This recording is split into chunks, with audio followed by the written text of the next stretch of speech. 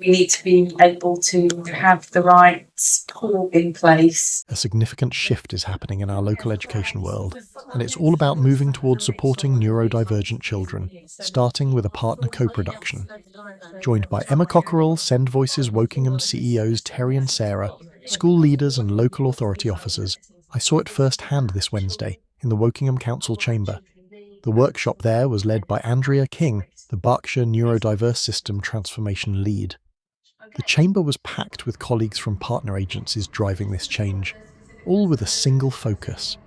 The main message was one of collaboration. Andrea King explained that Wokingham's education, health and care leaders have already been working closely with local families as part of Whole Berkshire programme. She said there are a staggering 500 school leaders who have been involved in co-designing a new, needs-led system across the Royal Berkshire. This isn't a top-down initiative. It started with the lived experience of local children and families and has carefully reviewed the best evidence-based practice. In fact, they've engaged over 1,000 partners to develop what's being called the Berkshire Neurodivergent Strengths and Needs Toolkit. So what's the ultimate goal of this co-production event today? It's radical in its simplicity, to get children the right help at the right time without them necessarily needing a formal diagnosis. Ignore messages.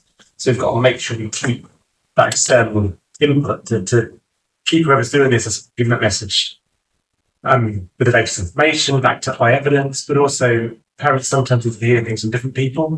The workshop was actively co-constructing next steps and reviewing how to redirect finite resources to advise on adaptations at home, in school, and in the community based on children's needs. This discussion came up with valuable foods for thoughts, and it was agreed that this cultural shift goes right to the top. It involves adapting how the Integrated Care Board commissions services and rethinking the whole Families First system design. There was also some really careful, important discussion about trauma support among the discussion groups. Colleagues also recognised that the way a neurodivergent child presents can sometimes be conflated with a child who has experienced trauma, and that unmet emotional health needs are a real issue they need to address. The energy in the room was fantastic, demonstrating a real, strong willingness to move this programme forward and tackle those long health waiting times head-on. And this is all being governed by a proper board with parents, carers and directors from health and children's services all around the table. Many delegates voices their strong supports for this approach.